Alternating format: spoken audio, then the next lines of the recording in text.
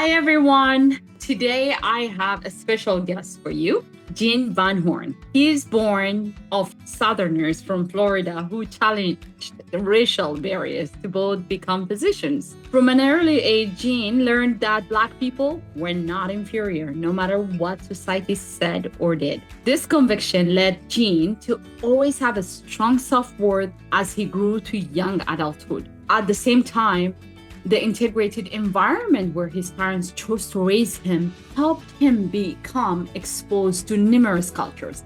Seeing close up the gift of other people also helped shape his view that we are all valuable in unique ways.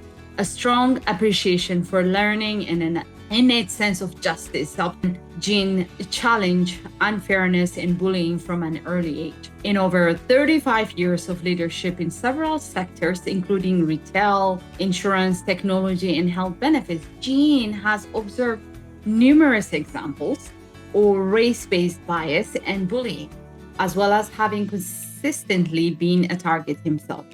Gean's By Bully podcast is part of his personal mission to fortify targets of bullying so they can thrive. He believes that people can be successfully trained to resist being broken by the pressure and inequality that bullies heap upon their victim. You can see why he's a very special guest, and let's welcome him together. All right. So thank you so much for coming. I've been waiting for this particular topic with you. Would you like to introduce yourself for my audience who don't know you? There's not a whole lot to say, but one of my passions in life is helping people who are targeted by bullies. And so some time ago, it's a small organization called By Bully, as in the reference adios, goodbye, you know, and its main purpose is to basically give support to individuals who are suffering because of a bullying experience. So I interviewed different people. I realized early on, it can't just be my perspective because my perspective is just one perspective. People deal with bullies various different ways. And so I wanted to have different perspectives, different inputs, so that more of a range of people could benefit. I do many things, but that's one of my biggest passions in life is putting bullies in the rearview mirror. That's amazing. I have a lot of questions about that, but I would like to hear your definition of bullying. That's a very good question. My point of view, bullying is an intentional effort by a third party or third parties to marginalize a person or a people. That's pretty much what it comes down to me. I think it's intentional. I don't think it's accidental. I don't think it's something that's fly by night. It's a plan with an objective. And that's why I think it's so dangerous. Yeah. Why do you think we don't talk about bullying? I mean, I think it's common. Maybe I should ask you how common it is in working. I was anticipating that question. With statistics and everything, I don't really pay attention to statistics because I know when I've been bullied many times in a professional setting over 30 something years on occasion, when you're being bullied, you feel like it's 100%. It doesn't matter if it happens to only 20% of the people or 30% of this race, or it's just when it's you, it's like totally complete. It affects everything, every day, your relationships, the way you sleep, the way you plan. So to your point, why it's so frequent, I think because so many people get away with it. If a bank was easy to rob, the criminals would be there every day, you know? That's true. And there's very few consequences to individuals bullying other people. And that's what bothers me. So I focus on an individual trying to protect themselves because I have in my mind this saying, the cavalry is not coming. You're waiting on people. Oh, this person's going to come. The person doesn't come. Or the person comes and doesn't do anything, even though they want to. So I could go on and on. I won't elaborate on that. But it's like, you have to have some inner resources. And there are some people that will help you, but really those people need to be in your corner before it happens. Yeah. Wow.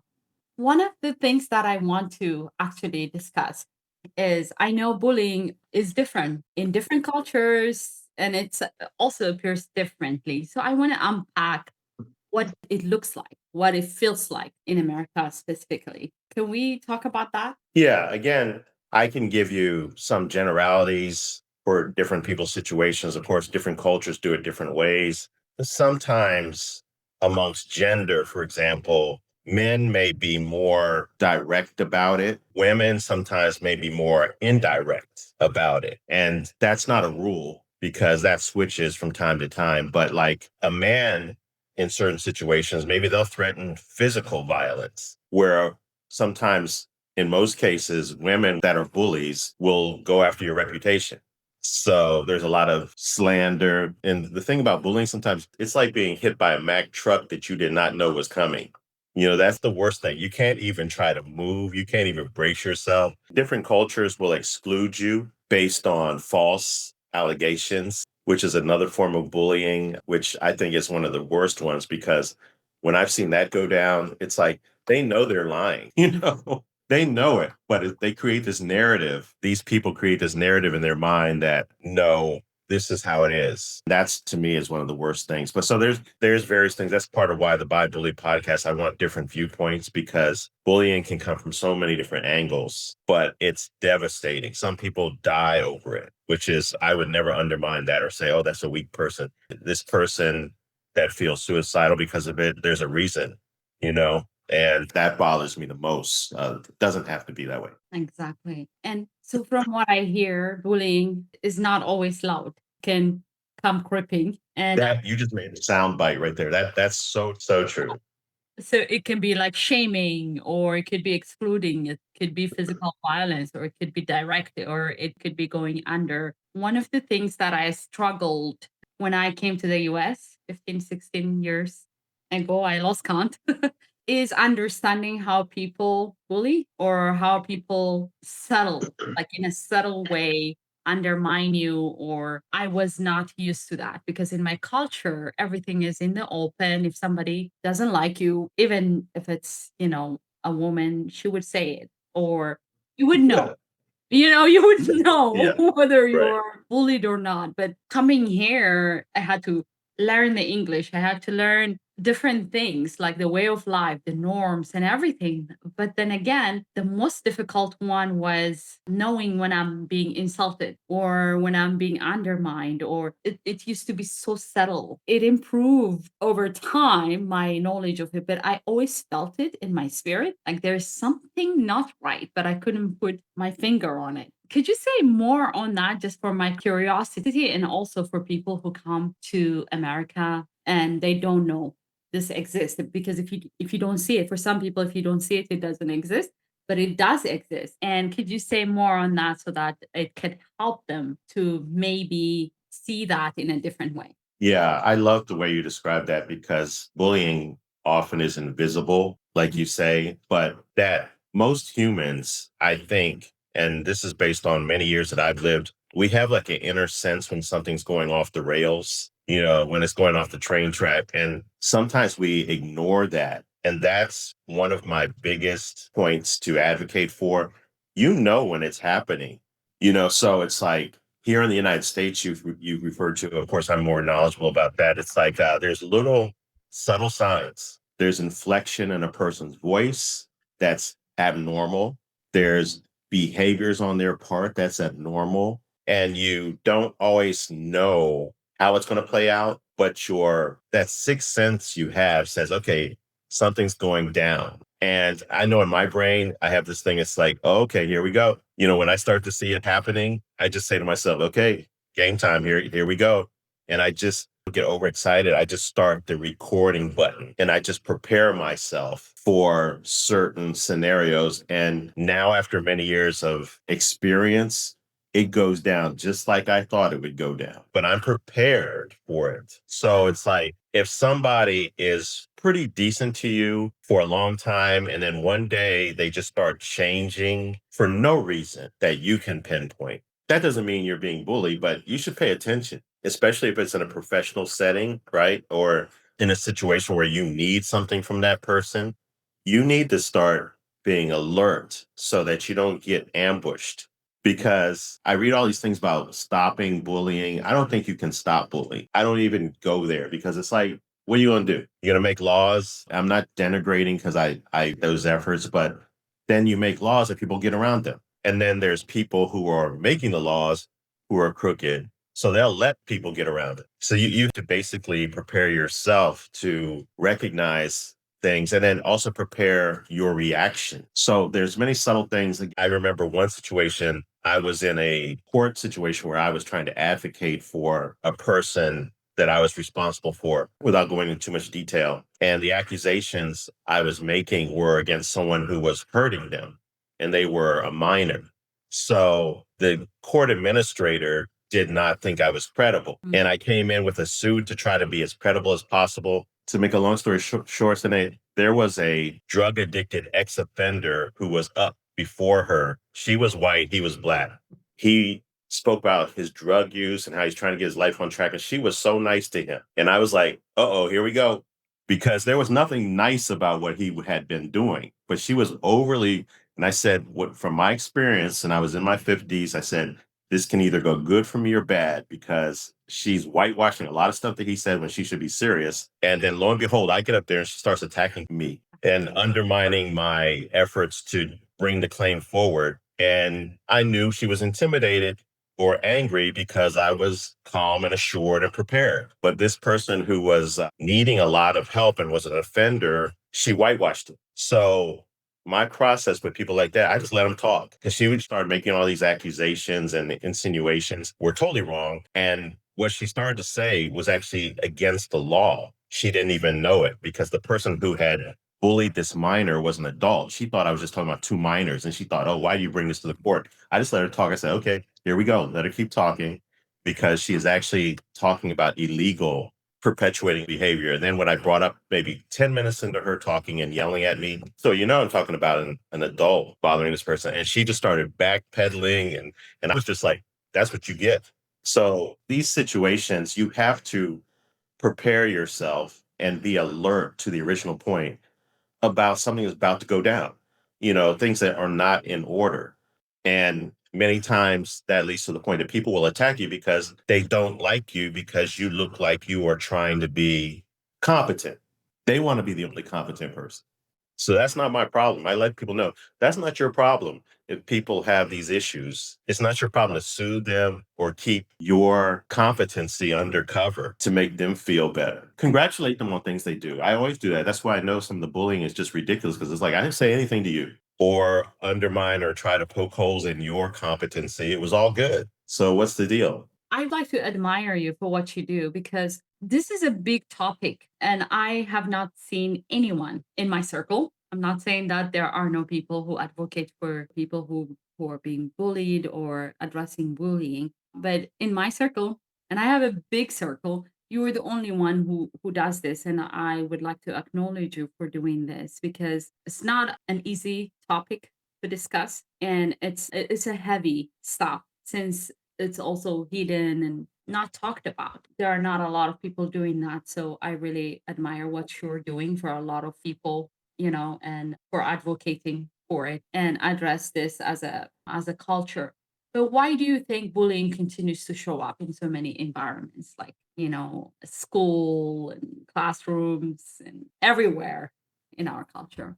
Think when you said school, for example, my daughter, I have a younger daughter than Gabby, who we were talking about earlier before this conversation, Mhm. who was about 11 at this time, and she was being bullied at her school. She was a good student, well liked by teachers, and so somebody just started attacking her. So day one, I was like, no, this is not going to happen. I went to the principal. I just leapfrogged the teacher because it was one of the counselors that was bullying my daughter. And the specific situation was another student was bullying my daughter and had initiated it. The counselor took the side of the bully in front of my daughter and diminished my daughter in front of the bully. I'm like, oh, okay, that's how it's going to go. Victimized twice. So instead of going to the counselor, which I knew might look a little bit heavy handed, I just went to the principal and said, hey, look, this went down. Can we take care of it? It's not appropriate. I don't want her to deal with that counselor anymore, period. No matter what happens. So while it keeps going down, this principal ignored me. He just didn't see the big deal, which I'm like, what in the world? This is his role. And he started expressing points of view, Sinead, that it wasn't so big of a deal. So, okay, that's why it keeps happening because people who are in roles to take care of things HR people, owners of companies. They don't do anything. So, for whatever reason, they deem whether this is serious, worthy, right? That's why it keeps happening because oftentimes their reality is different from the reality of the person who's going through it. And that's where the problem lies, too much power in the hands of people who think it's not a big deal. So I went over his head and I went to the superintendent of the schools. So I'm like, this is ridiculous. And I explained to her without being over the top, and I gave her steps. And then the next day it stopped. So it doesn't always go like that because sometimes you go higher and it's worse. So it keeps happening because there's people in place who have the authority to address it. And of course, they need to be careful because certain people can make allegations that are just not appropriate, but you come with your facts. But don't rely on that going down. If this wouldn't have gone down, I would have gone maybe to a news agency or something and outed them. It keeps happening because people don't take it seriously. That's why you find people who are totally debilitated, which makes me so angry. The person they once were before is no longer, and they self-harm or their life is in ruins because a whole series of people didn't take it seriously. That's very sad. Yes, it's ridiculous. Mhm. And that's a big passionate topic for me because there's some people who can't defend themselves. They don't know how. And even if you show them, they can't do it.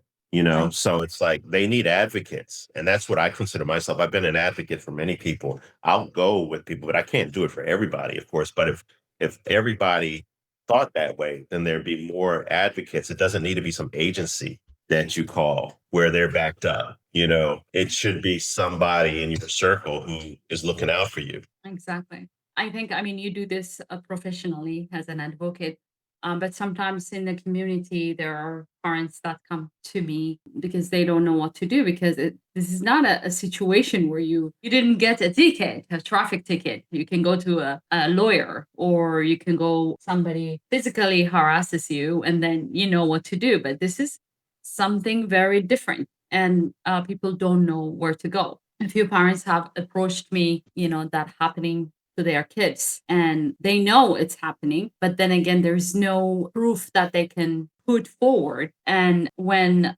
the administrator and the people on top are also, undermining what you're saying and, what's happening here? Am I being crazy? Mhm. And not knowing the tactics that they use, then they get very upset, even if they want to advocate. And sometimes I say, I can come with you. I am not an advocate on this topic, but just having someone there sometimes help. And being an advocate for that is a very important thing to do for many people who don't have a voice. And I appreciate that. You mentioned what happened to your daughter and other people, especially in school setting. So, what role should parents and teachers and community play in building culture where kids feel safe and valued and not undermined? Again, that's a loaded question because how long have we been dealing with bullying? Or we like thousands of years? So it's like, I don't know if there's any silver bullet, like we say that, well, you can do this and then it would stop. I just think that one thing that you do, for example, with vermin, and I think bullies are like vermin pretty much, is you shed light on it and you take the darkness away. So, like, these people operate behind the scenes, and then you just see the manifestation of what they do later on. But they machinate behind the scenes, they plan, they dismiss things. And so, like, sometimes people need public shame. I'm not talking about being on CNN, but it's like it needs to be brought out because there are some people who will change with seminars, coaching, teaching that their organization has, but some people just go through the motions with that. Yeah, I attended that. Check. I went there. And then they just keep on doing their thing. So it's like there needs to be some type of consequence that's not comfortable. How do you stop someone speeding on the highway? What do they do? They put a lot of cameras up now. So you're going to get a ticket. Some people are like, well, I'll pay the ticket. Okay, well, then your car will get booted if you get too many tickets. Your license will get taken. So there's a series of consequences that offenders have to endure. And I think that's what needs to take place is more consequences. And that's what I'm all about. Like one bully I was dealing with recently, not recently, a few years ago, one of the worst I had ever seen. because he was super eloquent, very authoritative in a bad way. So he could get people to do whatever he wanted. And he undermined me a lot. It was very hard to fight it, but he was in a position of trust. So I didn't really think that was going to happen. But then once he became clear to me, and this ties in with what you can do, I started to document what he was doing, casually, not over the top. And then when he proceeded to do what he did, even though he made some inroads against me, I informed his leadership and he attacked me like, why are you trying to attack me? I said, I'm not attacking you. I'm telling people what you did. And then he said, well, it's slander. I said, no, it's not. And I told him, I said, but I bet you won't do it again because I said it's documented. And he just freaked out because my plan was long range. I'm not concerned about what he was doing to me now, but if he repeats the pattern, because I know he has a pattern, it's going to become apparent to someone someday. So again, to the consequences, people need to have consequences. I might lose my job if it becomes apparent that I'm undermining this woman for no reason. I might lose my authoritative position if it becomes apparent that I am undermining this man. So that's what I want to happen, the consequences, because if there's consequences, you don't need to be so eloquent explaining it. You just need to speak facts and truth. Exposing. I love that. Exposing, just Shed like light on rats. it. Yeah. Yeah, Because if that's it. something is in darkness, the only way to tackle that is just turning on the light. I love that. That's right. Yes, turn it on, spotlight, not just a little room light, but a spotlight so it's just on them. Mhm. That's what's needed. It's embarrassing. And it also gives them an opportunity, if you do it early enough, maybe less intense light, to back off. You don't have to wait till everything's gone down. A lot of times, most immigrants, including myself, we're not taught to speak up. We're always protecting the person's dignity. So we don't want to embarrass people in front of others. But this is one exception, I would say. It's a big exception. Yes. It's a big exception. That I love that you said that because I do work with a lot of immigrant communities, and it's true. There's certain respect many immigrants have for authority, but sometimes it goes too far because if that authority is hurting you, you need to stand up. You don't want to attack back. That's the bad thing. I hear parents, I read about parents, I'm going to teach my kid to fight back. Well, yeah, that's going to work until they get a bigger kid. That's true. It still is uncomfortable for me to expose someone for what they did because it's something deep that we keep someone's dignity. A lot of people don't understand it, but if you think about it, it's actually really an amazing thing to learn to keep someone's dignity. However, when it comes to this, it's an exception because what we tend to do in the immigrant community, including myself, is we become patient. We just wait, oh, it's going to go away. I'm going to be patient. And then one day it escalates and then you're mad, but you're not mad just for one thing that happened, but several things that you have been patient for. And then you explode and then you cannot address the situation properly. And then you are the crazy one. So Yes. I love that you said the moment it happens and you know it, sometimes we have a hard time because we can't see it. We're like, did it happen? It didn't happen. But if you feel it, just to trust it and just expose it. I love that. Yeah. I'm going to use that for myself also.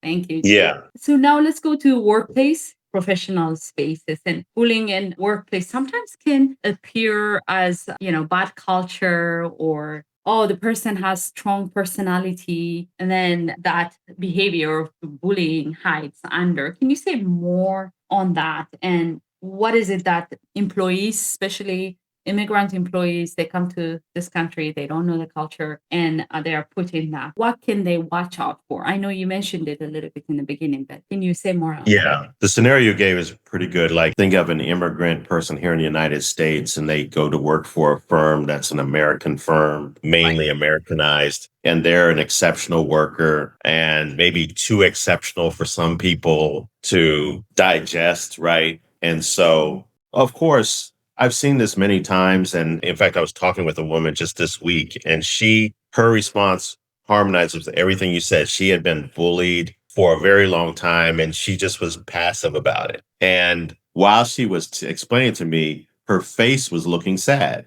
So it was affecting her, but she was passive about it. And I've dealt with some people like that, and they get treated differently than Americans, and they're expected not to say anything about the bad treatment. And I used to be a person, I'll advocate for them. I'm going to help you when they didn't even ask for help. And then I get people involved, and then they're like, oh no, Gene misunderstood me. That's not what I meant. So they start backpedaling and they like call it a misunderstanding. So that's why I work on trying to help people own up, or man up or woman up. If you have a helper, an advocate coming, you better be ready to like deal. So what can they do? I mean, I think they need to be educated. I've been to some foreign countries, but if I went to Ethiopia, for example, is that where you're from? I was born in Ethiopia and grew up there, but I'm from Eritrea. So Okay, got it. Okay. neighboring Well, let country. me Yes. let me just say Eritrea because Yeah. I've never been there, but my son-in-law is from there. But if I went there and I was working in a professional setting, I would want guidance from natives because I don't know a lot about the culture, some of the customs. And so if I saw something that triggered that radar in me, that this is not, I would consult with someone who was experienced in my profession and in the culture who's a native, not somebody who can just speak the language. And I think the same is here. It's like if you're an immigrant here, you want to be able to talk to someone you can play things off of, who knows how things go. It's important. But then like you speak of yourself as an advocate, which is wonderful, and you advocate for people who come and seek you out and you've got a lot of wherewithal. That's not bad. That's good. But you were talking about children in that case, in a professional setting, you also need to add someone in the mix who knows the games people play. Because my father was really good at that, thankfully. He would tell me, this is what people do and say and act. And so he alerted me to a lot of things. But I would want that advocate because you just need a little guidance from them. And then you're fortified. Wow.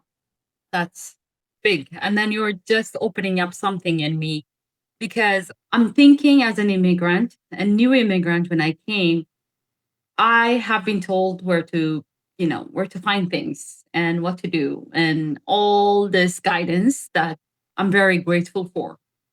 But when it comes to this, there's nothing out there that prepares you for it. So you just have, it's like a learning swimming in the ocean. You're just put in there and you have to figure it out. And I think what you're saying just opened something in me. I think there should be advocates like you, but also community centers should be trained in this, Yeah. so that they know what's going on. Because usually we just brush it off. It's not happening. No, because it's not really something that you learned um, as a native. So Right. that's really amazing. I think um, the community centers could really use training from you and in this topic, so that they can protect their community at the same time. What can organization on a organization level? I'm skeptic, little skeptic. But before I go into that, let me ask you. And I know you're not saying that we're not saying only the immigrants or the minorities are bullied, but we're talking about the culture, and then there are other communities also being bullied. Can you address that so that it's clear to everyone about that toxic Yeah. um, um, bullying culture that we have here? Yeah, I mean, one of the only stats that I really pay attention to that I see with regard to your point is that targets of bullies often are targeted because the bullies or the perpetrators feel intimidated by that person, which is sad because, okay, I'm smart, but you're smart too. So what's the problem? Like, okay, I can do this, but you can do those other things better than me. So why are you attacking me? And I'm not going to kiss up to you and make you feel like you're so great so you won't bother me. That's not my problem. Right. I can commend you. So my point in going around these circles is like there's an inadequacy that they feel and they laser focus on it so bad that you now are a threat.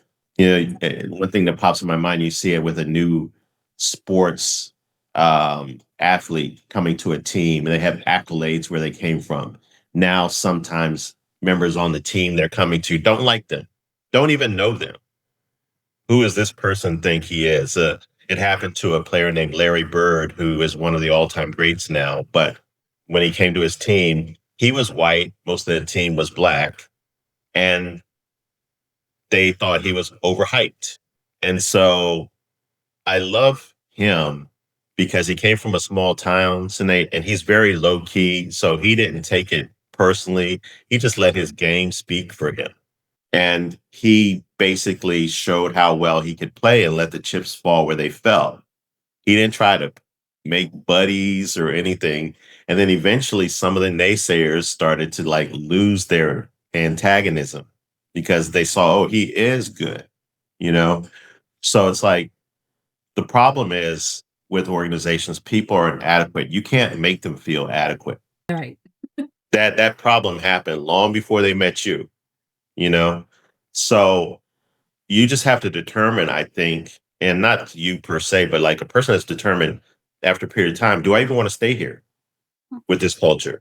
Because you are, you know, my father would tell me, you cannot change people. And I used to argue with him when I was in my early 20s. Of course you can help. He's like, no, you cannot change people.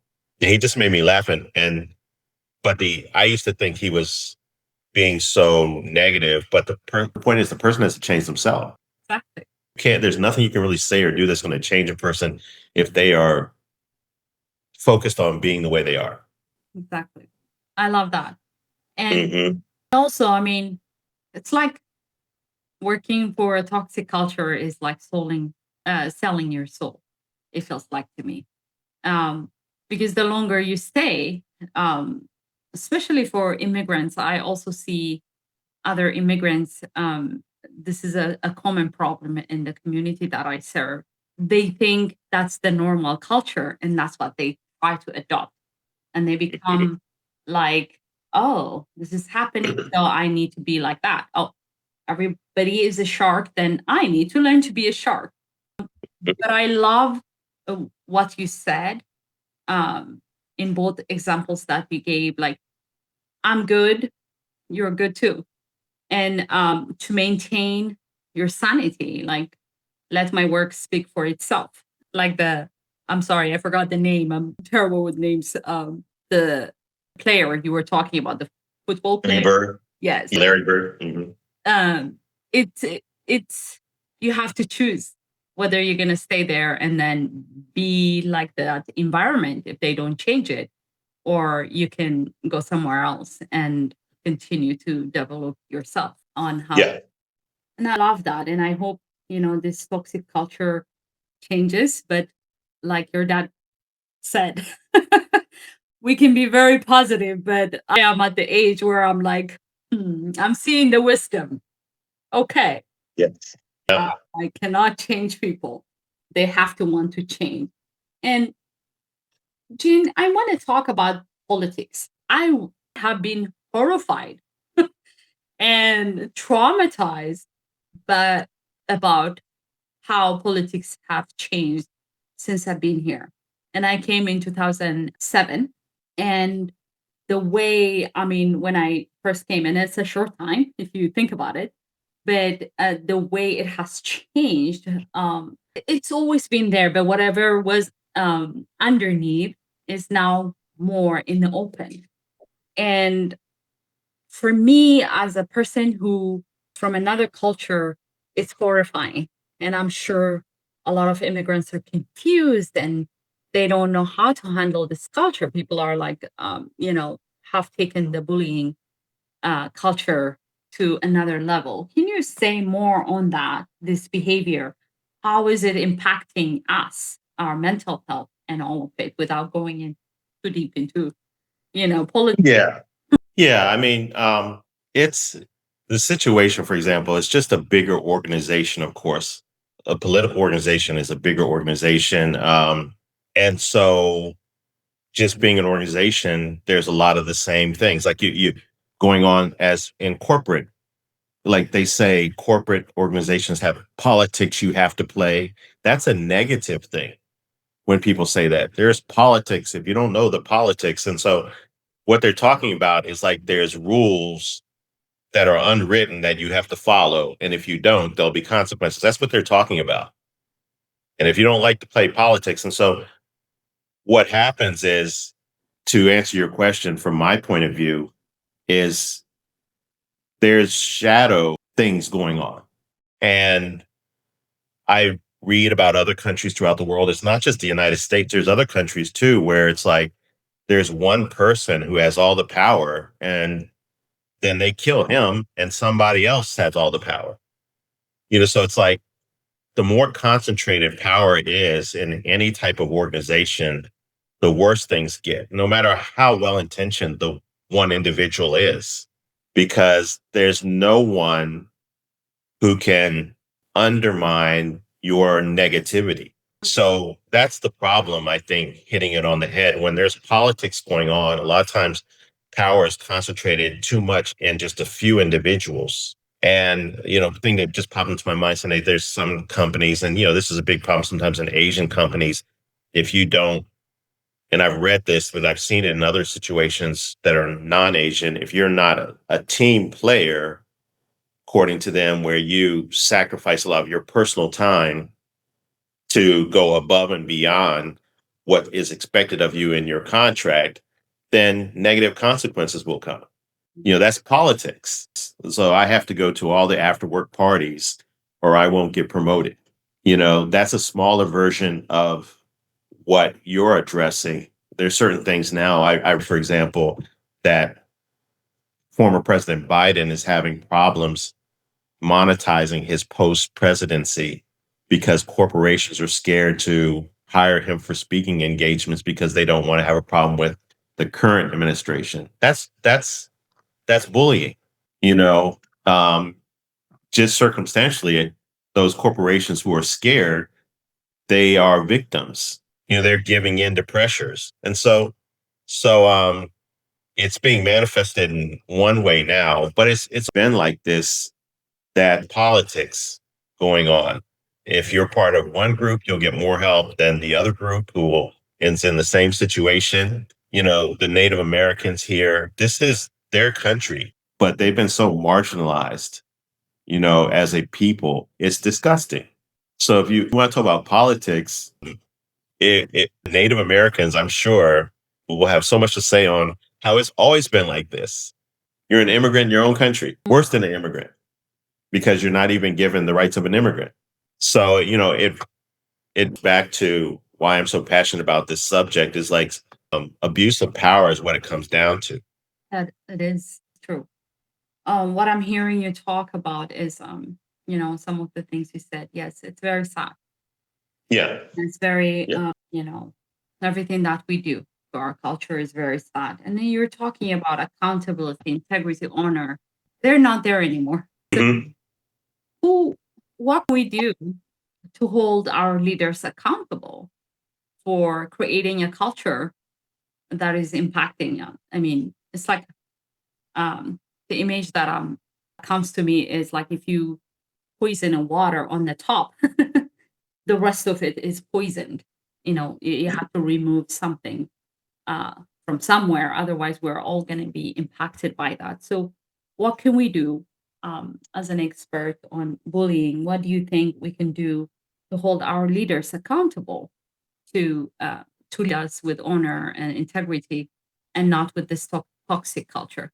Yeah. I mean, when you say leader on bullying, I don't really consider myself to be, an expert, you say, but I'm very versed in it. And going back to what I was referring to before, there needs to be some type of public shame, and it may not even be legal, but to tap into people's sense of right and wrong. That's helps leaders that are intent on doing what they want to do sometimes straighten up, even though they don't want to, because I'm hopeful that there is a kernel in people that maybe will respond to public dissatisfaction. But I don't focus on leadership change because very few people who are being bullied have seen that to be the solution. If it was a solution, I'd be all for it. What often happens is in organizations, you're the poster boy for great worker until a new leadership comes. And then now you're on the out, so it's like that leadership focus is so precarious. And I don't think that that's the solution because it gives a lot of false hope. And my whole core of what I do is the answer is within yourself. If you want to handle bullying, you need to know what you stand for. You need to know what you will stand for, how much you'll put up with. You need to surround yourself intentionally with people who look out for you. It's a at-home project. I used to rely on some people and I used to get so frustrated because when I needed them, I couldn't get in touch with them. And I'm like, what good is this? Because sometimes when you're being targeted for bullying by bullies or mobs, groups of bullies, you need help or encouragement or fortification right away. And I realized I can't always wait for the cavalry. I can't always wait for all these knights in shining armor to come because they have lives too. But I understand your point of view. It's like so devastating for different cultures and big waves of things happen. And it's so incredible. Different countries, one after another, has these things. And we really need to figure out a way to feel how are we going to make ourselves feel better? How are we going to try to protect ourselves, our family? And it's different for everybody. It's so hard when it's going down. And the sad part is sometimes things will go against you for a long time and you get so disillusioned. But it's like we have to stop that too. Because what do we expect? We're not always going to see someone who cares about us like we want. Exactly. I love that, Jean. You're touching on so many levels. As someone who studied anthropology, I remember this thing that sometimes change comes from up, up to the people, and sometimes change can come from the people upwards. One of the cultures that I don't see in the US culture is that we don't know that we are all connected. It's all connected. Mhm. If you don't defend someone, for example, your neighbor, not to be religious here, but if you don't defend your neighbor, tomorrow is going to come to you. We don't connect that dot here, but it's all connected because it's going to impact you as well. And I love the way you said shaming is one big tool that the culture can do.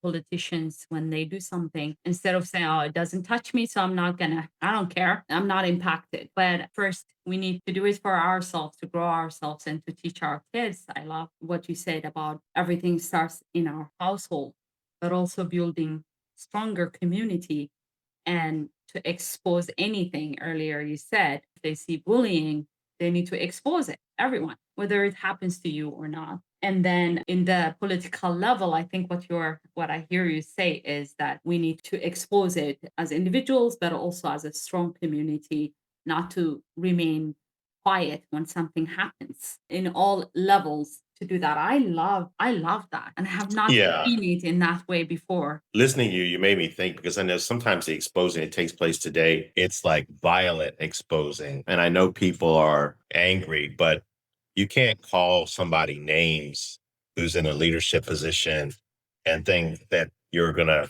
touch them. I'm not talking about Trump only. I'm talking about if you want to shame the behavior of someone, you cannot speak shamefully yourself where your sound bites sound like a antagonistic. I mean, there's a way, and you see this with like religious teachings, which I'm not going to go off on a tangent, but you have something to say, but you still say it like a person who has some sense and you can make your points known. But the shaming, for example, you give a person always an opportunity to respond before it starts getting more serious. The shaming in the end, Senait, what I'm trying to say is when people get really shamed, they should barely know, even though if they don't want to recognize it, that they brought it on themselves.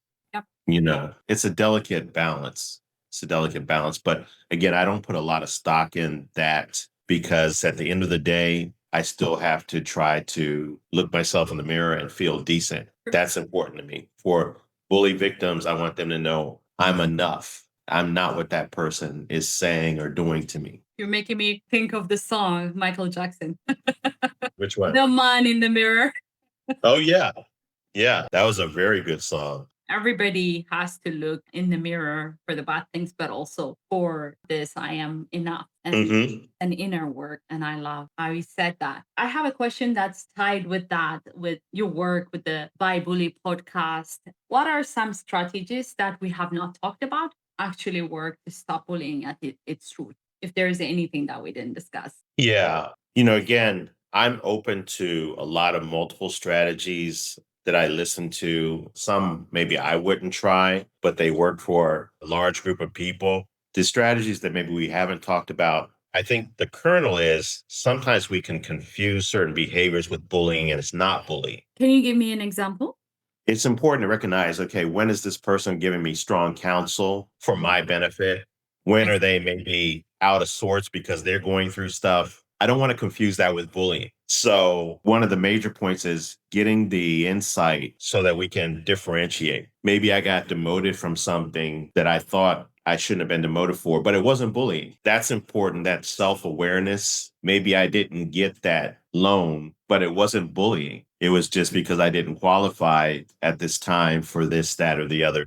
So that's important, that self awareness, because we can get so overly sensitive that everything we don't like is bullying us. But I don't speak a lot about that because I'm not trying to minimize the experience of people. It's just something you got to take into account. That's important. And then you get that wherewithal sometimes when you have close associates who can give you feedback. Because even if we have self awareness, it looked like bullying to me. The person can be like, well, let me just be the devil's advocate here and tell you. So it's like we have to always pass that step. Sometimes with children too, they're mean to me. It's like, well, you took their toy and they wanted it back. They weren't being mean to you.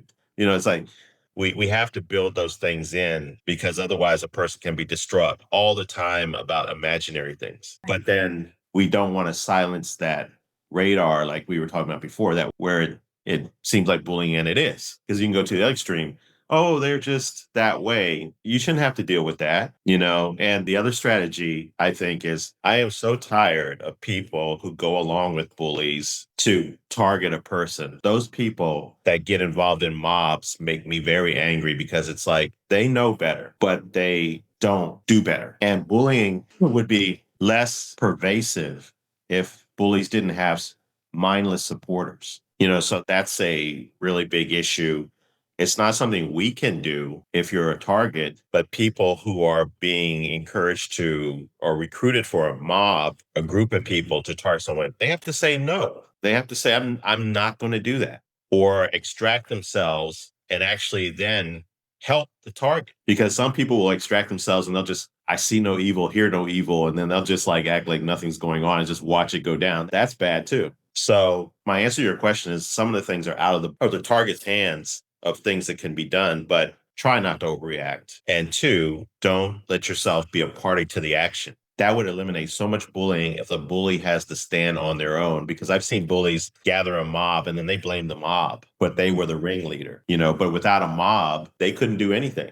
Powerful. Yeah, it's crazy. There's no silver bullet. I know I pride myself on that I don't have any single bullet or sound bites about what a person needs to do. Every person is different. Every situation is different, but there's a lot of similarities to the situations. And in my case, Senait, I don't talk about this a lot because not everybody can do it. But when I deal with bullies, they feel pain because I dissect them and they don't want, in many cases, to deal with me again because I ratcheted it up. They started something. I had something not too long ago with a person who had been bothering me for a year. And in that year, there were 7 months where I just tried to avoid them. Then when I had to interact with them again, they started it up again. So I gave them the benefit of the doubt in the beginning, but then it got too bad. And I reported them to a higher authority. And they got a lot of pressure they did not want. And I was glad.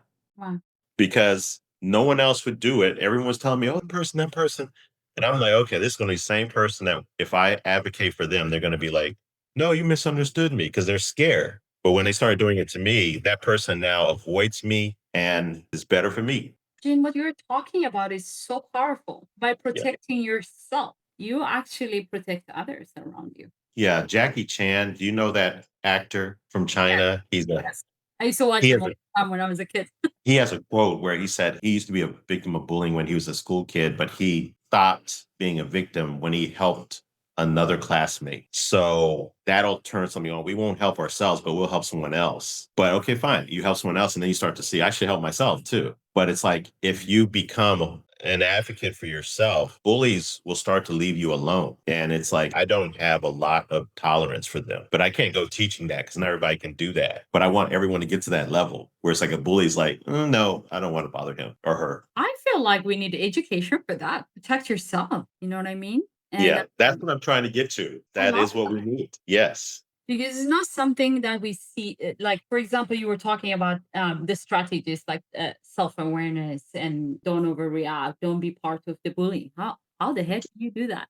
Yeah, exactly. For someone who's not self-aware, this is not really, it might not be accessible to the person. So it feels like we need a training like you brought Jackie Chan. I used to watch his movies. I didn't know the story about the bullying part, but to educate like a martial arts, Yeah. needs an education on a personal level, how to protect yourself. And then you achieve Right. the latter by protecting yourself. You're protecting your entire environment, Jean, yourself. That's right. So I love this. I've got a lot of nuggets from our Yeah. conversation here, and I hope our viewers also got a lot out of it. For someone who is being bullied while watching this interview, maybe, and if someone is feeling powerless in the face of bullying, it could be an immigrant, it could be a student, it could be employee, anyone for that matter, or in politics, someone who wants to be involved in that. What is your message you would like to give?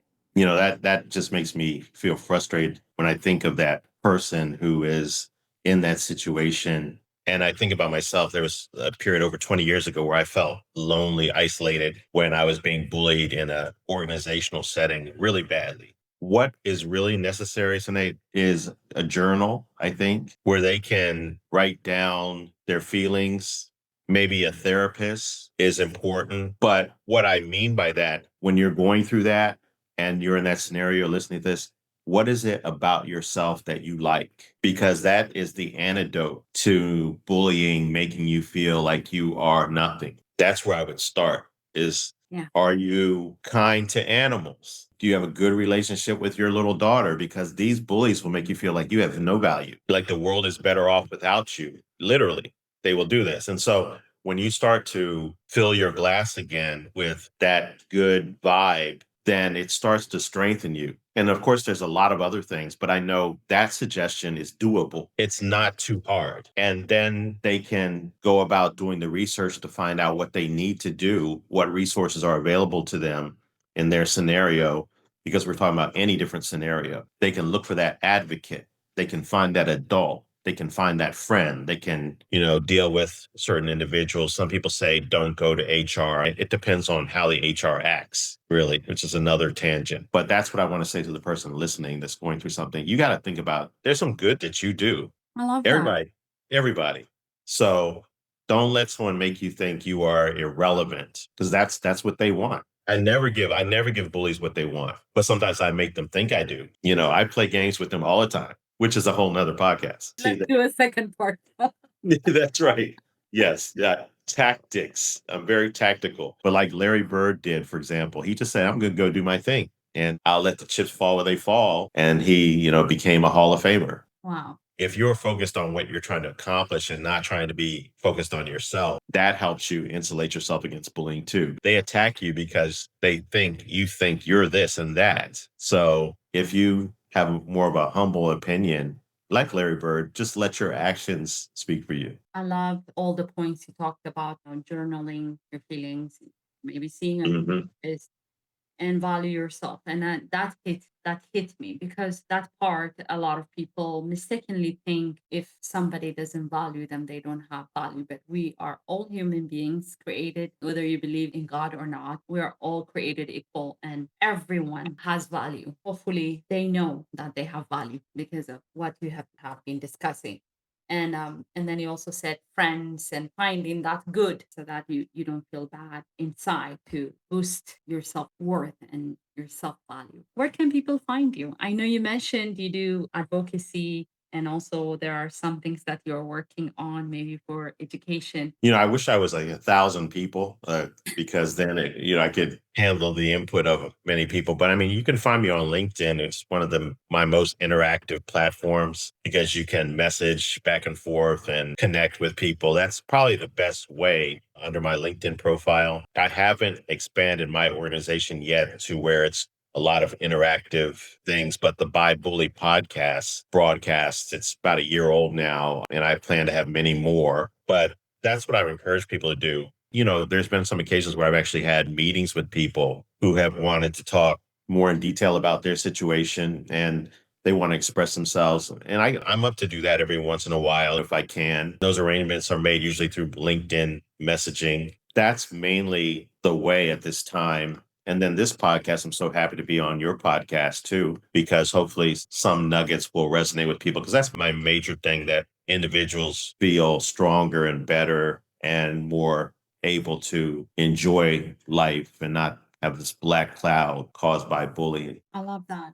And I want to address two part of the people who would like to reach you because they want to be helped with the Mhm. situations that they are dealing with. But also for people who would like to support you because it resonates, because bullying impacts all of us. For people who would like to support your By Bully podcast, what can they do to support you? Just check it out. Okay. Yeah. Sponsor or anything like that. Yeah, they can check it out.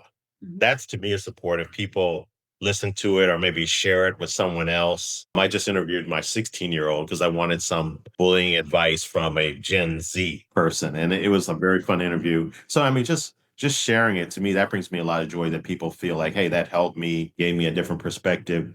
It's not a monetized thing that I'm doing right now. If I could, it'd be the only thing I do because I'm just so passionate about it. But in today's reality, it can't be the only thing that I do because I still have to like take care of responsibilities. But to me, that's just supporting the channel and spreading the ideas so that people can be helped. That's support to me. Because I've been a victim of bullying so many times, and I fortified myself through all these things I'm telling you. And so, I'm 59 now, so I'm not like a newbie. I've been through this and I know the drill pretty much. And so I want people to know the drill. What it took me 35 years to learn, I want somebody to learn in 30 minutes. Yeah. So I don't want to sound like, oh, so holier than thou, but to me, that's support. It's a person shares something that I learned through hard knocks with somebody who is about to go through it or is going through it. I view that as support because you helped me reach that person who didn't even know. Yeah. And that's the best way to learn is actually when you see someone who's been through it and then they have done their inner work and they now are, no, you can't touch me. Not only can they not touch you, but you are protecting your surrounding just by being you and by protecting yourself. You don't have to have a gun or you don't have to, go on and protest, just being you and doing your work. And I think that's the best way to give people hope and to give people, oh, that I can do that too. I can protect myself and then I can be that person too. So usually we don't have a mentor on those things. So you're being that mentor for them. And I really appreciate you coming here and giving us all this wisdom and also giving us a lot of strategies if we're going through it, or for anyone who may be doubting, is it happening? Is not happening? All of that, we have unpacked a very heavy topic, and I could not have chosen a better person than you, Gean. I really appreciate you for coming here and being hope and a mentor. Senait, thank you so much. It's a privilege of mine.